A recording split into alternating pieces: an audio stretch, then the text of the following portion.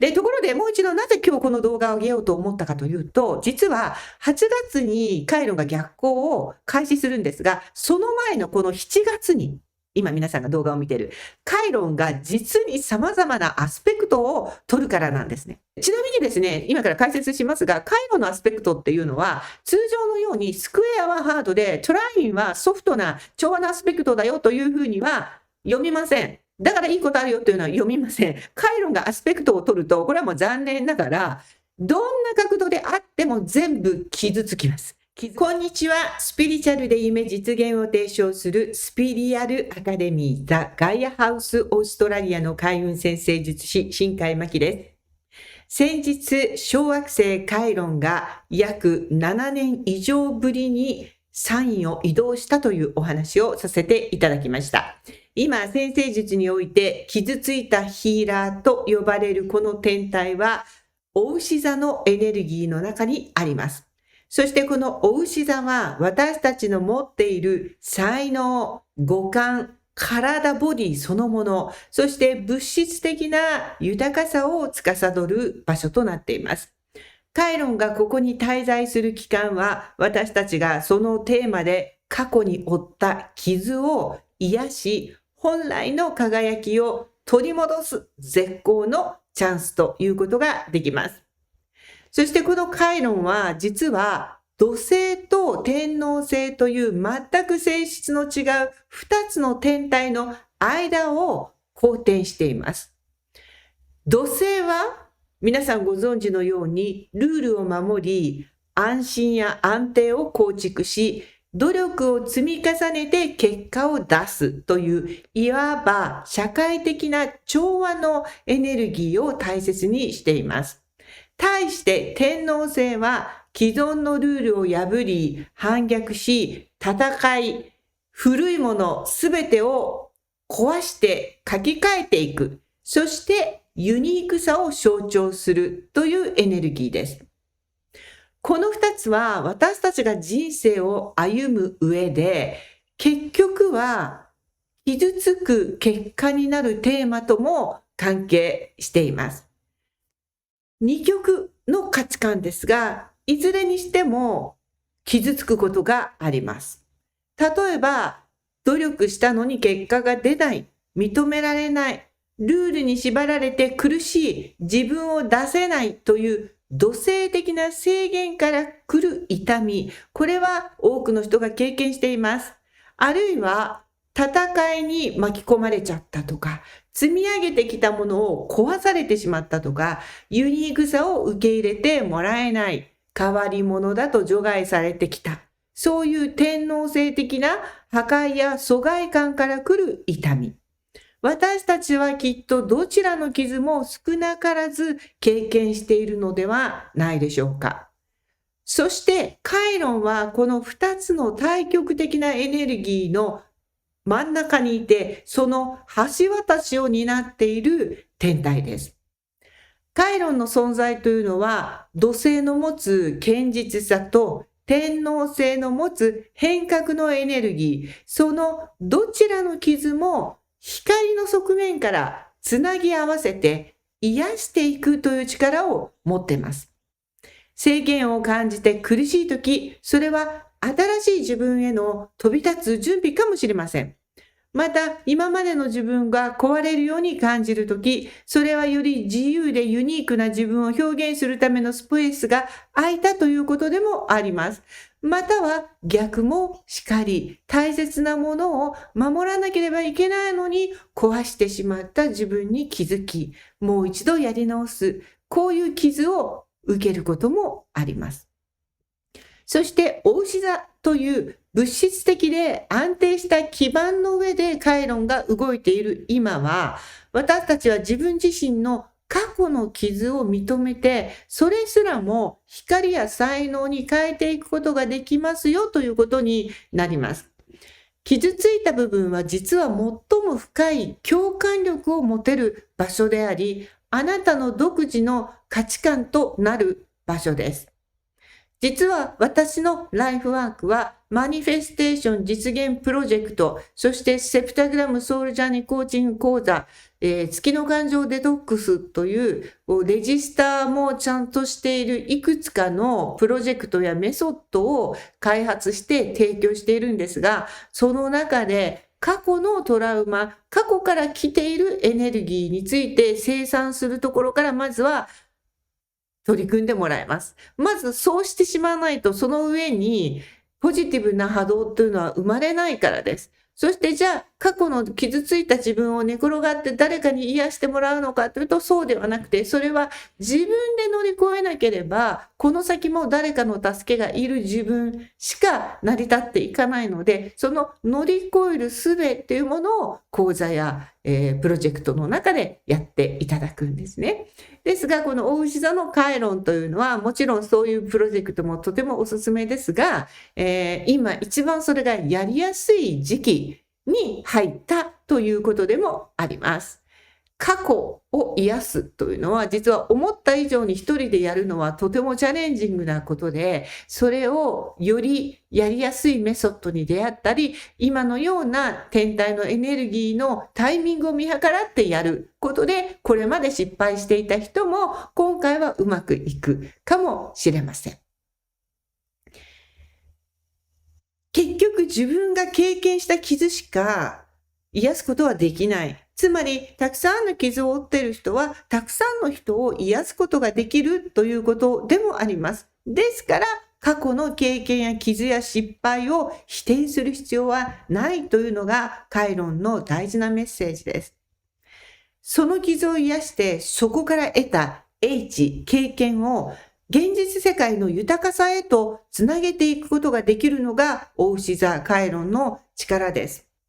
実は神話においてカイロンは最も深い傷を体験した神として知られています。これについてはもう私の動画で何度も話しているので、ぜひカイロンの神話興味がある方はそこで詳しく見てきてください。そして彼はその傷を負ったんですが、自分自身の傷を癒すために、自分で癒すために医療、ヒーリング、戦い方、すべての学びを深めたんですね。そして最終的にはその知識を神々に教える、神々の崇拝する偉大なティーチャーとなりました。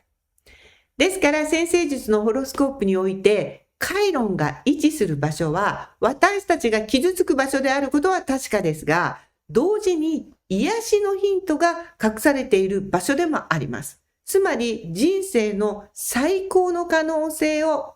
カチャッとアンロックする、そういう鍵、これがカイロンなんです。実はバナーにもつけましたが、ホロスコープ上でカイロンは鍵のマークで描かれているのもそのためです。カイロンの公転周期は約50年なので、星座を移動するのはとても珍しい動きです。そしてだいたい50歳ぐらいの時にカイロンリターンというのがやってきます。私の生徒さん、クライアントさんは50代、60代の方が多いんですが、やはりこのカイロンリターンを経験してやっと自分の本当の星を知りたくなるという方が多いのも、やっぱりこのカイロンの影響であるかもしれません。そんなカイロンが動くとき、私たちの古傷がうずきます。すっかりかさぶたになったはずの傷が、ふとした瞬間にまた染みるように感じられてしまうんですね。そして今こそまさにその時だと言えます。ただこれは決してネガティブなことではありません。何か新しい扉をさっき言ったようにアンロックする大きなチャンスです。ちょっと振り返りますと、カイロンは2018年の4月の17日にお羊座に入りました。そして1回逆行して魚座に出たこともありましたが、2019年の2月の18日からはずっとお羊座に滞在しています。今回7年以上いたサインから移動したということになります。で、この後のことをお話ししておくと、逆行して9月の18日には一旦お羊座に戻りますが、そして来年の2月の14日からは、2033年まで、すごいですね。もうずっとお羊座に滞在することになります。で、この間どうするかというのも別動画で上げてるので、そちらもチェックしてください。で、だからこそ今このカイロンの位置について知っておくことがすごく大事だということで、今回この動画をもう一つ別に撮ろうと思ったわけです。実はバースチャートの皆さんのカイロンの位置が示すのは、私たちが今世で傷つく場所です。そして同時に癒すべき場所。そして同時に真剣に取り組むべき場所です。なぜならばそこに最高のあなたを豊かにする、幸せにする可能性があるからです。その理由は今述べた通りです。で、ちなみに、ホロスコープ、バースチャートでは、あなたの傷とか影を示す感受点というのは、カイロンだけではなく、いくつかあるんですね。で、それらの位置が全部同じハウスやサインに入っていて、同じようなアスペクトを取っているというのは、ほとんどありません。そうだとすごく読みやすくて、これだけやめようねってなるんですけど、そうじゃないんです。大抵は違う場所にあります。だから人生は複雑で興味深い。やって、こうじゃないかなっていうのを何度も繰り返しながら成長するというように、宇宙の愛でできているわけです。自分で見つけるためという意味でもあります。で、だからこれをやってダメだったから、私ってこれがダメだから、こうすれば傷つくから、こうすればいいだろうっていうふうに思いきや、それをやってみてもまたダメなのは別の傷の感受点がそこに入っているから、待っているからっていうことはよくあるんですね。だから何かを避けるという生き方よりも、これはあんまり意味がないので、たった一つの絶対にあなたの心も体もマインドも全てが豊かで喜びに満ち溢れた道、このゴールはここにあるよ。だからこの道を行ってねっていう道を見つけていった方が、その方が手っ取り早い。で、そこにも乗っていれば焦る必要もないし、自分の意思で進み続けさえすれば必ずゴールにたどり着ける。そんな風に分かっている道を見つけるのが一番心の安定にもつながりますよというので、なので先生術が必要だというふうに私は思ってます。それを先生術師は読んでくれるので、この道行ってくださいっていう道をね、もらうのが一番、そのマップをもらうのが一番分かりやすいよということになります。自分自身の発している周波数を上げて高い波動を維持しながら生きる。これはもう実は一番安全で効率的なマニフェステーション、つまり願望実現の流れですが、それが人によって違うから、それは全部バースチャートに書かれているよということになります。で、ところでもう一度なぜ今日この動画を上げようと思ったかというと、実は8月にカイロンが逆行を開始するんですが、その前のこの7月に、今皆さんが動画を見ている、カイロンが実に様々なアスペクトを取るからなんですね。8月になるまでにどうしてもこうしたエネルギーが必要だということだと思うんです。で、なぜ7月にカイロンのアスペクトが集中するかというと、実は今、ワールドアクセスと呼ばれるサインの2度までのところに多くの天体が集まってるんです。で、ということはサインを移動したばかりのカイロンがこれらの天体と全部次々にアスペクトを取っていくのが7月ということになります。ちょっとご案内します。具体的には2日に獅子座の木星とスクエア、10日に乙女座の金星とトライン、11日に魚座のドラゴンヘッドとセクスタイル、そして16日に私の新時代先生術ではとても大切にしている小惑星の獅子座のハイジアとスクエア、さらに24日に獅子座の太陽とスクエアになります。こんだけカイロンのアスペクトが7月にあるということなんですね。で、この中でもドラゴンヘッドとのアスペクトはとても大事です。なぜならこの後7月の27日に、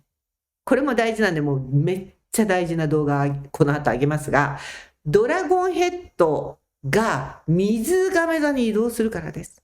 魚座にはもう19年間戻ってこないからです。ドラゴンヘッドが移動するということは、私たちの幸せの場所が変わるってことだから、ドラゴンヘッドの移動って本当にもうめっちゃめちゃ大事。これはね、また動画で話します。でも、その前にドラゴンヘッドとカイロンがアスペクトを取るのが7月なんだよということです。その最後の仕上げですね。魚座ドラゴンヘッドの最後の仕上げがそこで行われるということなんです。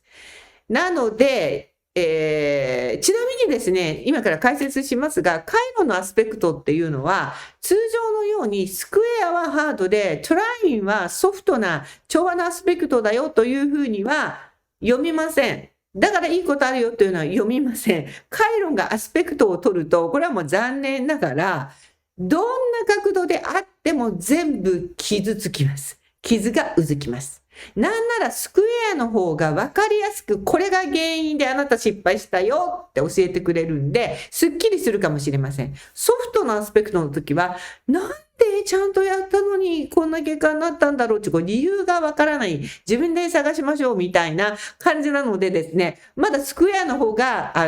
いいぐらいの感じかもしれません。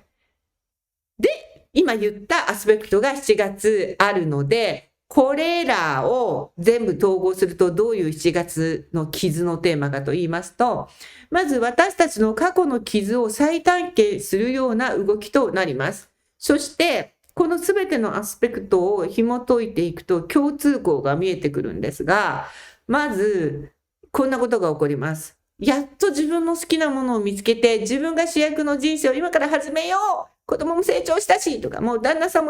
の面倒ばっかりももう嫌だし、一人で仕事ばっかりやってきたのも嫌だし、もうこっから先の人生の準備を始めるぞ、見つけたぞって思うとワクワクしますよね。思ったのに、なんか周囲からの邪魔が入る。スケジュールとか、反対されるとか、友達に嫌なこと言われるとか、いうことが起こります。で、あの時も諦めたから今も後悔しているので、またこの繰り返しって落ち込みますが、ここで今回は諦めないっていうことがもちろん大事だということです。それからこんなことも起こります。良かれと思って人に対してやったことがなんか逆効果になり、がっかりの結果になってしまう。そして人間関係において迫害された傷、仲間外れにされた傷、もう一度うずきます。それから寛容であったり、あえてすごく優しく人にしたのに、その信じたにもかかわらず、その人から裏切られる。一番この人のためにやった人から裏切られる。みたいな傷ももう一度うずくかもしれません。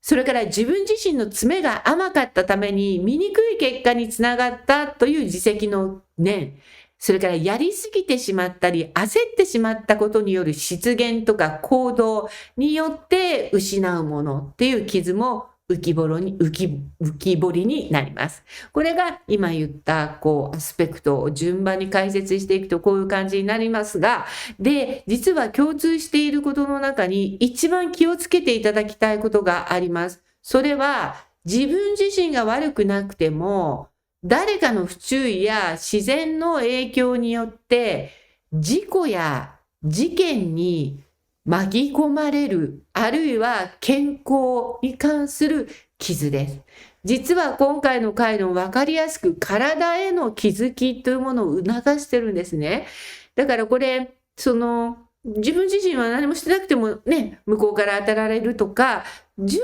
備をしていればでもそれってなんとかなるのかなわからないけど、でもひょっとしたらそこまでも準備をして挑んだ方がいい。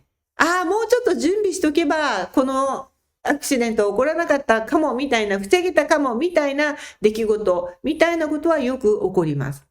で、健康に関しては決して無理をしないことがだからすごく大事。特に、もう首、喉、鼻、口、目、このあたりですね。すごく気をつけなきゃいけない。根を積みすぎて休みもせずにパソコンに向かうなど、ちょっと無理してもこの後寝ればいいやじゃなくて、そのちょっとした無理が思わぬ形で次の何かを引き寄せてしまうと、体のネガティブさをっていうことがありますので、本当によく言われるベタなことなんですが、寝る時間に近づけば近づくほど液晶画面には触れないようにしてほしいと思います。私は基本的に午前中しかパソコン、携帯は長くは使わないんですね。もちろんメッセージのチェックなんかはしますけど、何か30分以上使うのは午前中のみと決めています。それによって睡眠を確保しようとしているんですけれども、まだね、朝はポジティブなエネルギーの活力がありますので、ネガティブな波動がやっぱり満載なんで、跳ね返すことができるんですけれども、午後になるとなかなか難しくなるので、そのようにしていますので、これコーヒーを飲む時間帯とだから同じですね。ですが、ちなみに、オーストラリアではカフェは早朝6時から絶対開いてる、もっと早くから開いてる時もありますが、で、15時には絶対閉まるんですね。なんならもっと早く12時に閉まるところもある。なぜなら飲まないんで、みんな午後はコーヒーを。それに、年に2回私イタリアにバイヤーだったんで、プラトとかフェラガモのね、行ってた時は、イタリアはもっと早かったです、確か。だからコーヒー大好きなイタリア人でも午前中しか飲まないのと同じような感じで、液晶画面も午前中に長くするっていうふうにすると、コーヒーと液晶画面同じようなカフェインと同じような効果がありますんでですね、睡眠を妨げられないんじゃないかと思います。カフェインも液晶画面も寝る前の1、2時間じゃダメで、驚くほど長く影響しちゃうんですよ。なので、もうほんと午前中っていうのがおすすめ。こういうデジタルデトックスの時間も意識してみてください。ということで、7月は牡牛座カイロンが私たちが見て見ぬふりを、してきて、で、まだ生産されていない傷を掘り起こしていきます。いろんなアスペクトで、いろんなテーマで掘り起こしていきます。でも忘れないでください。最初に言ったように、カイロンは傷つける神じゃなくて、傷を癒す神様なんです。で、やってくるものはすべて皆さんの中ですでに乗り越えることができたんで、そのためのテストです。乗り越えることができない人にはやってきません。ですから絶対に乗り越えられるということを信じて取り組んでいただきたいと思います。傷をね、なかったことにしてバンドエイドをポンと貼るということはできるんですが、消毒もせずに貼ってしまうと中でより産んでいきますね。可能していきます。それよりもちょっとしみるんだけど、このね、向き合うというのが消毒液を垂らすみたいな感じ。しみる。消毒した後に絆創膏を貼る。こうすると感知します。感知させていくことが大事なんで、このプロセスを飛ばさずに、牡牛座のドラゴンヘッドですね、が移動するまでの、この7月の後半までに、カイロンの傷を感知させて、そして次のフェーズにみんなで進んでいきましょう。ということで今日はカイロンのお話をさせていただきました。ちなみにうちのにゃんこの名前はカイロンです。皆さん素敵な一日を。